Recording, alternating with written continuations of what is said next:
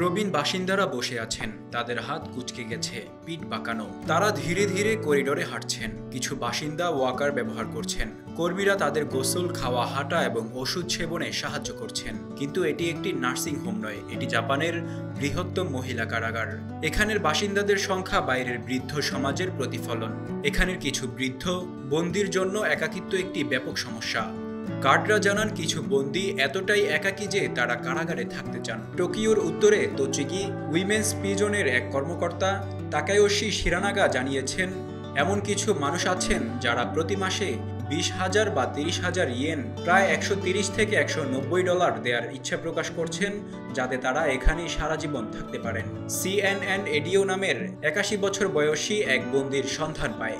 তিনি খাবার চুরির কারণে সাজা ভোগ করছেন। তিনি বলেন, এখানে অনেক ভালো মানুষ আছেন, সম্ভবত এই জীবনটাই আমার জন্য সবচেয়ে স্থিতিশীল। তোচিগির নারী বন্দীরা কারাগারের কারখানায় কাজ করতে বাধ্য, তবে অনেকের জন্য এটি মোটেও অস্বাভাবিক নয়। এখানে তারা নিয়মিত খাবার, বিনামূল্যে স্বাস্থ্যসেবা এবং বৃদ্ধ বয়সে যত্ন পান। পাশাপাশি বাইরে যে সঙ্গীর অভাব তারা অনুভব করেন, এখানে আর সেটি থাকে না।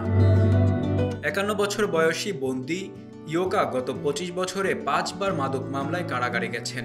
প্রতিবারই তিনি ফিরে আসার পর কারাগারের জনসংখ্যা বৃদ্ধ বয়সী মনে হয়েছে বলে জানান তিনি। ইয়োকা বলেন, কিছু মানুষ ইচ্ছাকৃতভাবে খারাপ কাজ করে ধরা পড়ে যাতে তারা আবার কারাগারে আসতে পারে যদি তাদের টাকা ফুরিয়ে যায়। প্রবীণ বন্দীদের মধ্যে সবচেয়ে সাধারণ অপরাধ চুরি, বিশেষ করে মহিলাদের মধ্যে। সরকারি পরিসংখ্যান অনুযায়ী 2022 সালে জাপানে 80%-এরও বেশি বৃদ্ধ মহিলা বন্দী চুরির কারণে কারাগারে ছিলেন। কিছু মানুষ এটি বেঁচে থাকার জন্য করেন। OECD এর তথ্য মতে জাপানে 65 বছরের বেশি বয়সী 20% মানুষ দরিদ্রের মধ্যে বাস করেন। এটি সংস্থাটি 38টি সদস্য দেশের তুলনায় গড়ে 14.2% বেশি। অন্যরা এটি করেন কারণ তাদের বাইরে করার মতো তেমন কিছু থাকে না।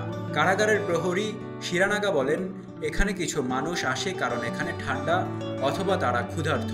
তিনি বলেন, যারা অসুস্থ হয়ে পড়েন তারা এখানে থাকাকালীন বিনামূল্যে চিকিৎসা পেতে পারেন, তবে একবার তারা ছেড়ে গেলে তাদের নিজেদেরই তা পরিশোধ করতে হবে। তাই কিছু মানুষ যতটা সম্ভব এখানে থাকতে চান। 51 বছর বয়সী বন্দী ইয়োকা তার শেষ সাজার সময় নার্সিং যোগ্যতা অর্জন করেছিলেন। এখন কারাগারে পর্যাপ্ত কর্মী না থাকায় তিনি অন্য বন্দীদের গোসল করতে, জামাকাপড় পরিবর্তন করতে এবং চলাফেরা করতে সাহায্য করেন। এদিকে কারাগারগুলো প্রবীণ বন্দী দিয়ে ভরে যাচ্ছে। Desk report, public post, Dhaka.